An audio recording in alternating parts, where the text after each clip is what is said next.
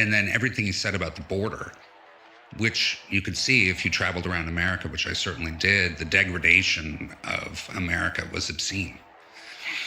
And the destruction of things that I had held dear my entire life, and I think most Americans did, Trump represented a return to normalcy. And then, of course, I was totally enamored of his personal strength and his ability to...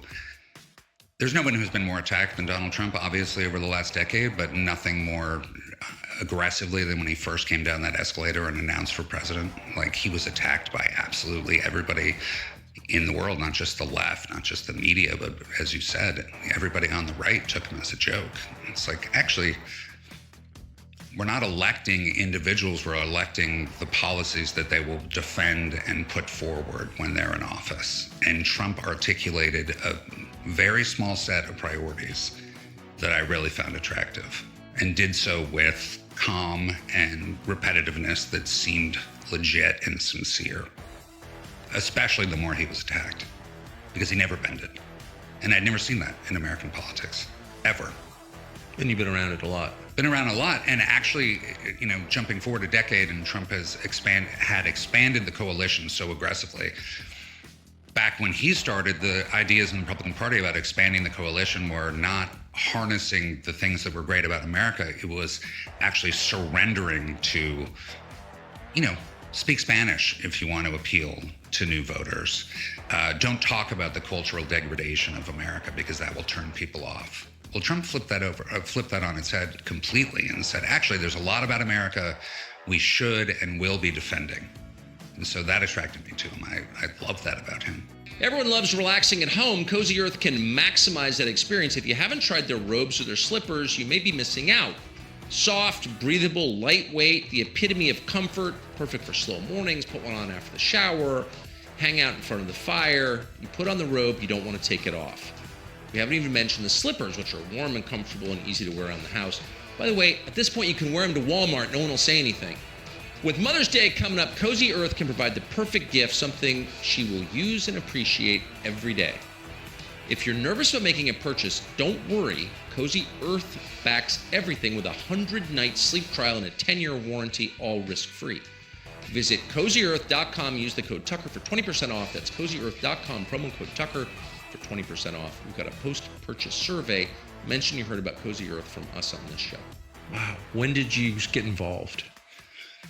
The end of 2015, I got hooked up with people in Trump's orbit. It was still a very embryonic campaign. I mean, the entire campaign was mostly a media campaign, even throughout the whole 16 effort. But early on, It never stopped being a media campaign. It never stopped being a media campaign. But there were a few people around him who were actually producing work. So I got in touch with them, I got connected through a common friend of ours, and ended up writing some early speeches for Trump and Stephen Miller. I was corresponding with Stephen Miller and writing some early speeches for Trump. That's crazy. I didn't realize that at the time. I don't think I took Trump seriously at all until the summer of 15, probably, when our friend Patrick Feeney in Maine told me that he was thinking about voting for Trump or Bernie Sanders. They seem very similar to him. And I was like, I don't even know what you're talking about. They're polar opposites. And my brain started to change. I started to see the obvious, but you were already on it. That's so interesting. I mean, it's a lot to ask anybody to understand his own motives, but why do you think, to the extent you can analyze it, why do you think you, living in a political world with a political job, being from a group of people who hated Trump, living in a neighborhood that hated Trump, why were you uniquely able to see the things that your neighbors couldn't, like the degradation of America, and connect that to the policies that produced it? And why could nobody else? Maybe it was because I had actually worked in Washington for so long. I hadn't been born in Washington, but I moved there as a teenager, and then had worked in politics, elected politics, and then corporate America, but very much adjacent to political world, and worked with pollsters and people who message tested. And I had worked closely with the Republican coalition when they got back in power in '94. And I saw to the extent that people were phony.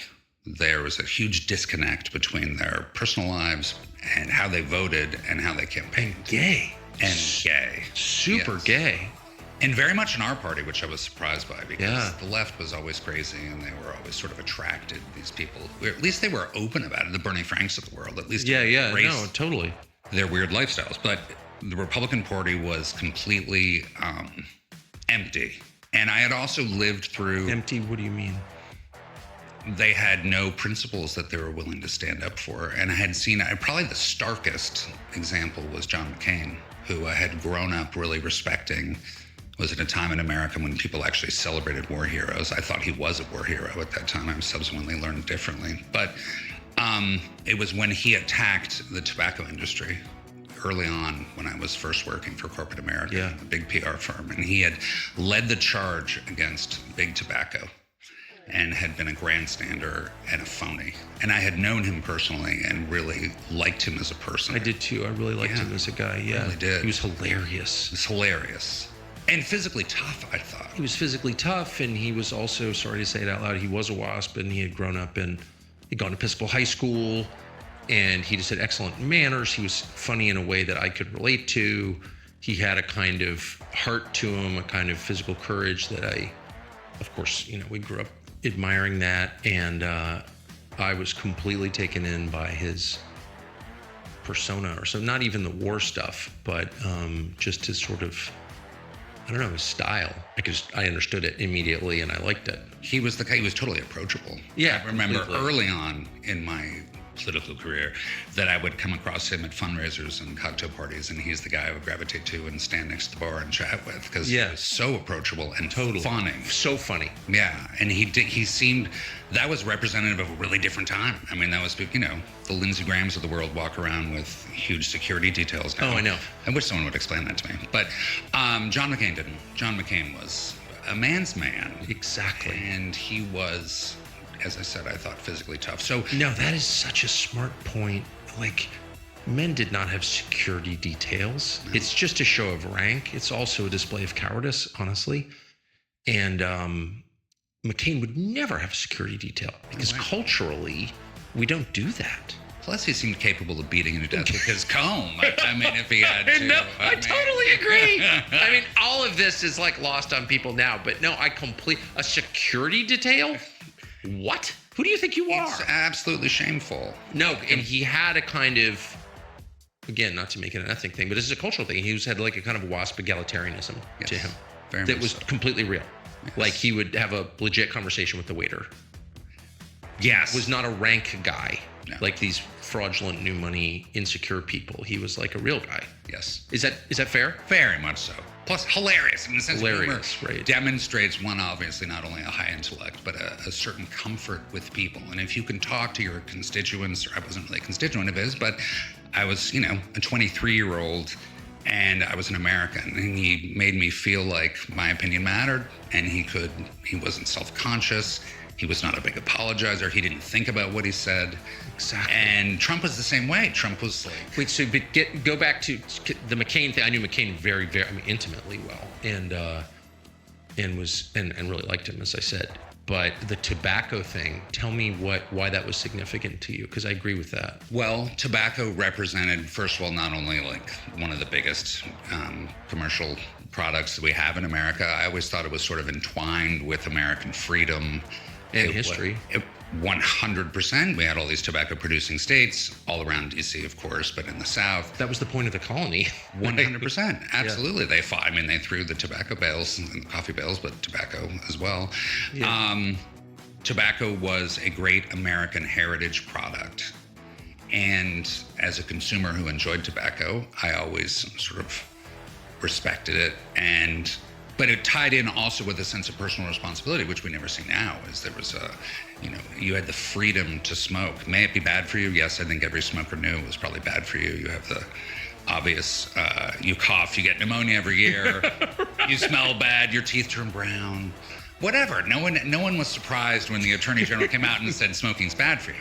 But the hypocrisy, first of all, the overreach of someone in the Republican Party, supposedly champion of free markets and freedom and personal freedom, would go after and grandstand about the tobacco companies and how they had lied about the addictive properties of tobacco when everybody knew they were addictive.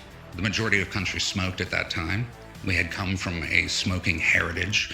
And not only that, the majority of governments, including state governments, were well invested in tobacco.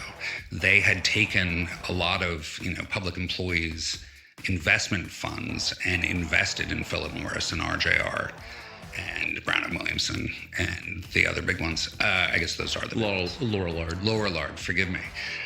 So American tobacco was intertwined with the American experience as far as I understood it. And if you're going to go after, it's like going after the foundation of your company, it's on your country. It's wrong on so many levels. I agree. Such a kick in the crotch, I think. And he did it in a grandstandy, fraudulent way. Yes, very much so. And also did it at the last minute. And I can't remember, I think he was chairman of the Senate Finance Committee. I'm not sure why they had purview over it. And I worked intricately in this, in defense of the tobacco companies at the time when they came up with their huge settlement, which involved a lot of humiliation. It was disgusting. For them. It was disgusting. They paid for their own destruction.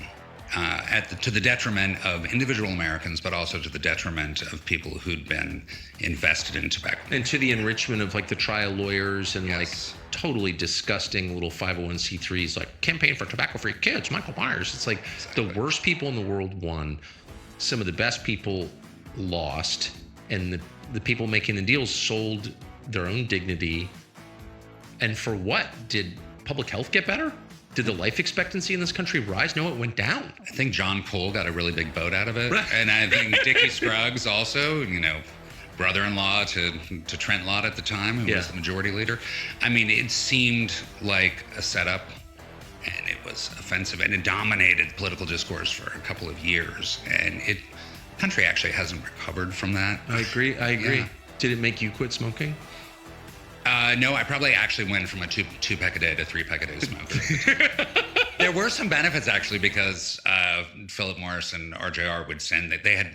It was right around the time too that the RJR Nabisco merger, so they used to send these huge packages to our office wrapped in a big faux cream cheese case, and you'd open it up and we'd have cartons of cigarettes and Nabisco crackers and all sorts of cookies and chocolates and the original non-smoking cigarette they had too, which tasted terrible. It was awful. It was awful, but it was a neat concept. Where you heat the tobacco rather than burn it, right? Yes. You get your nicotine. It was disgusting. That was a Philip Morris. I believe that was a Philip Morris. Yeah, they sent it to me. I can't remember smoking. I was thinking, who would smoke? It was like trying Brussels sprouts. Each time I did it, I was like, I'm gonna like this. I want people to like Never it. tried it. It's repulsive. But that was a huge sense of betrayal early on. And then when he ran, I was wary of John McCain. And when he ran for president, got the nomination,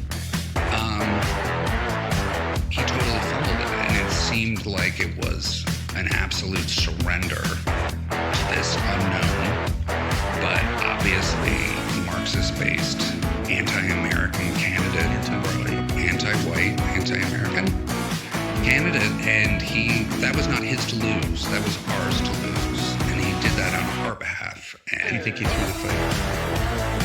he refused to, on the heels of 9/11, he refused publicly and excoriated people for pointing out Barack Obama's real name, Barack Hussein Obama, or Barry Soetoro were talking about his early years in Indonesia, talking about his church that he went to, his anti-American, anti-white church, refusing to talk about any of his heritage, which was obviously fabricated and dishonest. It was the first time, I think, in American history that a presidential candidate was not only not vetted at all, but you were excluded from knowing anything about him of any relevance. And John McCain, who was the standard bearer of the Republican Party at the time, had an obligation actually to be the top watchdog about his opponent. That's your job. Your job is to fight a battle, and he refused to fight it. So I never forgive him for that. Such a smart point. I was too close to it even to get that. living is already making it hard to live here, and it's not getting any better. Unfortunately, it's likely to get worse, and a lot of Americans fill the gap with credit cards, not just for fancy dinners, but to cover things like groceries and bills. That is a disaster. It's understandable, but don't go down that road, because there is a tax, in effect, a survival tax at 20% interest on loan. Why would you do that? Why would you hand money to the big banks when you can keep it for your family? Our friends at American Financing have a better way. If you're looking to buy your first home or refinance your current one, they're helping Americans achieve the dream of homeownership with monthly mortgage rates currently in the fives. American Financing saves its customers an average of $800 per month. That's nearly $10,000 every year back to you. This isn't just a loan, it's a total financial reset. So debt is tough, but there's a smart way to do it and a reckless, self-destructive way to do it, credit cards. And so we recommend American Financing. They're salary-based, not commission-based, which means they actually work for you, not the banks.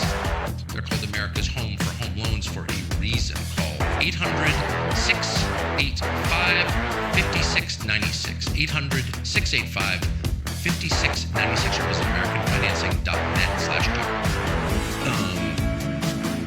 So then we have 8 years of Obama, and it becomes pretty clear in the second term that he hates the country he's leading. He really hates white people. Tons of whites voted for him.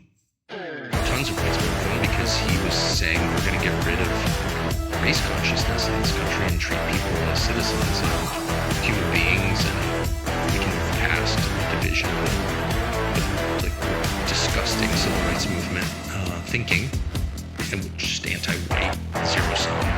And that Grant Park speech was like, I didn't vote for him, obviously, but I was like, God, I hope this is true. It turned out to be the opposite of the truth.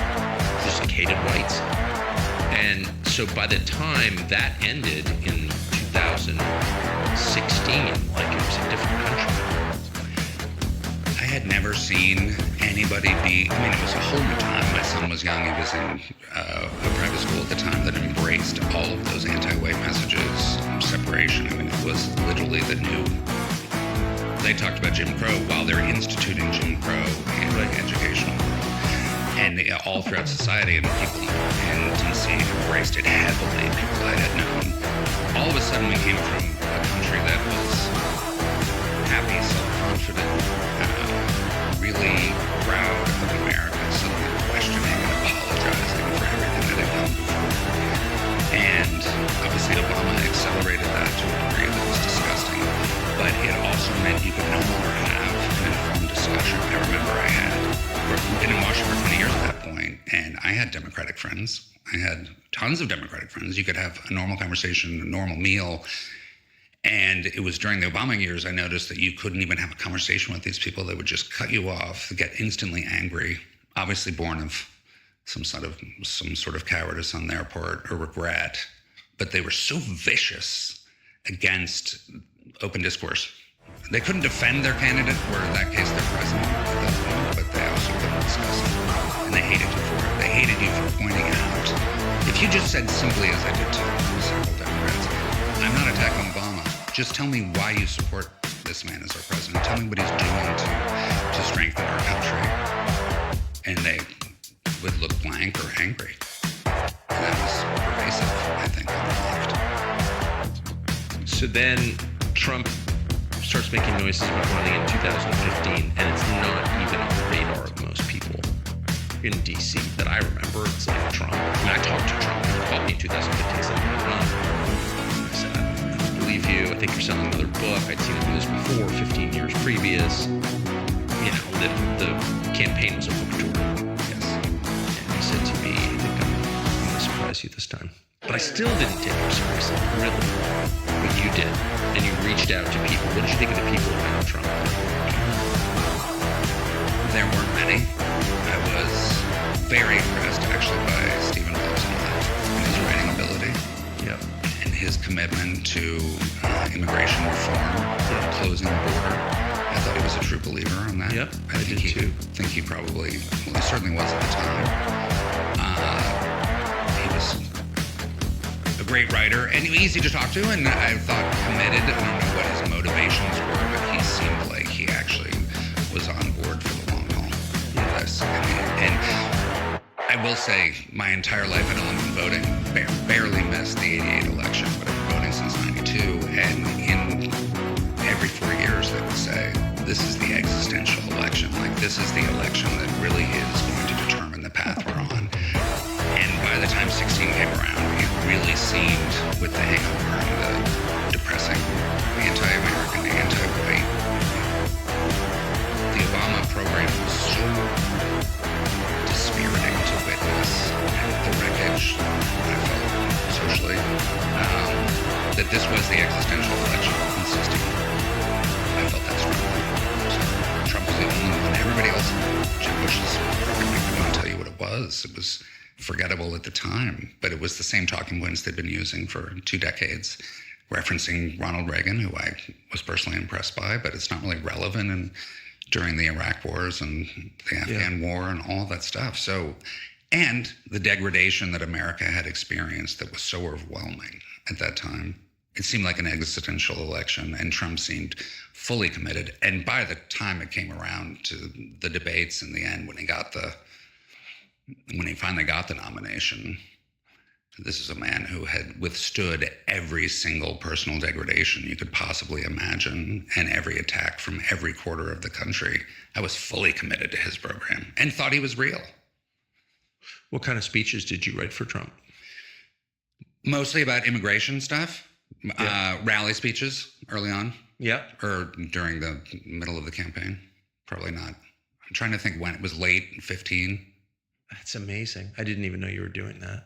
I had a lot of freedom to do. That was the other thing. The stuff that I delivered, had a lot of freedom to, had a lot of license. I felt like I was writing from my own perspective, and that's how aligned I was with what Trump had articulated. It was like some of the easiest speeches to write because they were honest and straightforward and pugnacious and unapologetic. So right? Honest, straightforward, pugnacious, that came naturally to you? And you don't see a lot of that. I mean, normally when you're writing for a candidate, you've got the lawyer, like their campaign manager, or some dipshit consultant breathing over your shoulder. Right. Like, you can't say that. You need to soften that. You need to, oh, really? So you end up with something that's not even distinguishable from the other side. Trump was not just distinguishable from the left, he was distinguished himself from the rest of the 19, subpar candidates who were running. But they were all representative of that time. And so I didn't spend time around Trump. I loved his sense of humor, but I loved his consistency, and I loved the fact that he never backed down, especially with these people barking in his face and claiming he was the worst man on the planet. Yeah, racist. It's like someone, I think it may have been you, said, we're not hiring the guy to, babysit our children. And that was just intuitive to me. It's like, but he was an outsider too. And also he seemed like he had a pretty cohesive family at the time. I mean, that attracted me also. It seemed like he had a decent relationship with his children. Yeah, his son-in-law was running everything. Right. That seemed like a good thing. Yes, very much so. And a huge departure from what you'd seen, because I'd seen tons of candidates up close whose children were, drunks or drug addicts or suicidal or hated their families, hated their parents, and were losers. And they seemed the opposite of that. They seemed like they also believed in a heritage America. They believed in building stuff, creating jobs, creating prosperity.